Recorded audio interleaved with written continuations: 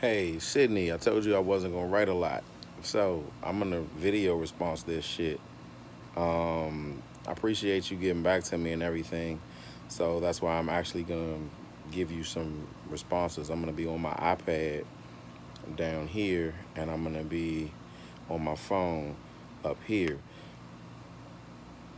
Again, I appreciate you doing the research, but there's no amount of research that can frame the conversation adequately enough to fit into the eyes, or I guess you could say experiences, of an individual that was alive in the 1800s, 1864 to be exact.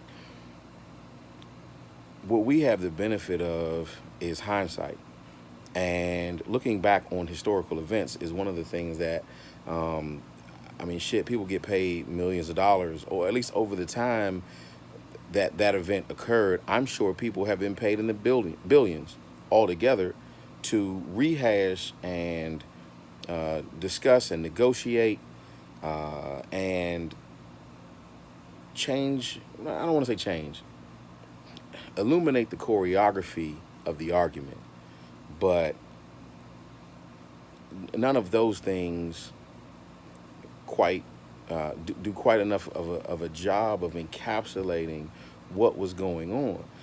Abraham Lincoln, I'm gonna tell you right now, the South seceded from the North because they knew that Abraham Lincoln would free the slaves. The way we look at slavery now is it's an obvious abomination. What you may not understand, and what I'm talking about is how we'll, as young adults, at least you guys are young adults, I'm old now, you guys will read something on Facebook and may even do your due diligence like you did and do some extra research and then think that you're coming away with a complete picture, and you're not. You got to recognize that every professor, every scientist, uh, every intellectual of the time considered African Americans as lesser people. This wasn't. If you did your research in 1865, you come away with black people clearly not being human. I don't think you really understand the. How about this? The same amount of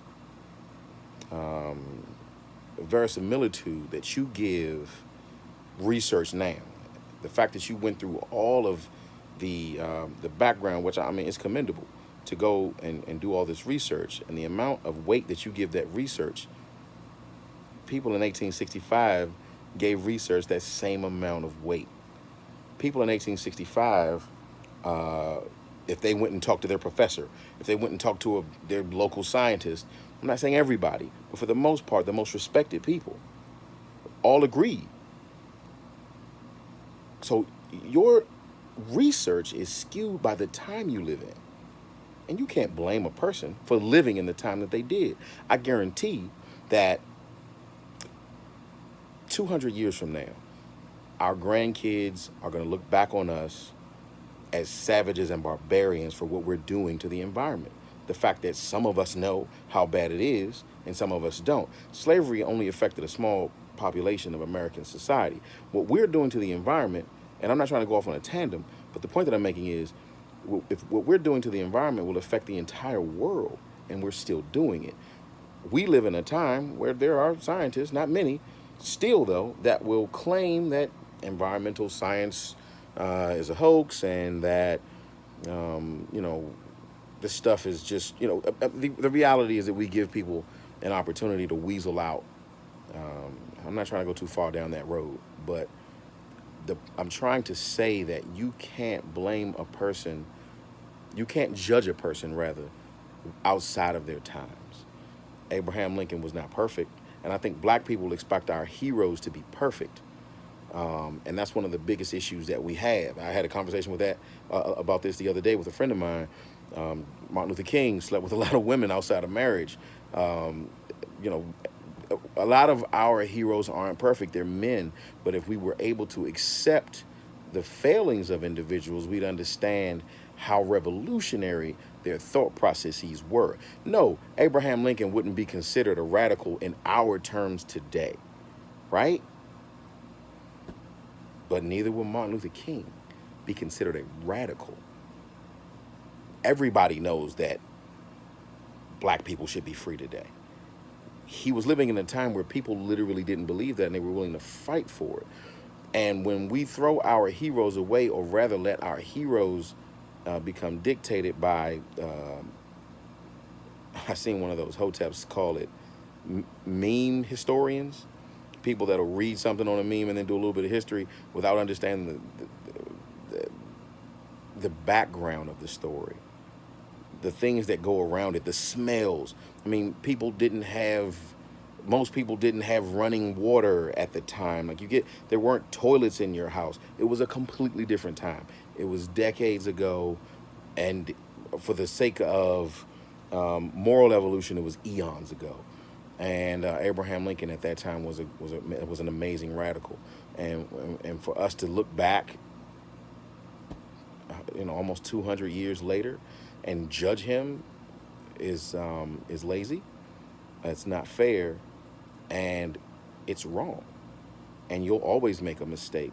I'm sorry I didn't get into any of your research. I did read it all, but none of your research really addresses the point that a lot of and I'll just real quick, an aside, because it's getting long, Abraham Lincoln made a lot of statements that he had to make in order to get where he was. I mean, Abraham Lincoln had lost the presidency several times. This wasn't his first time running.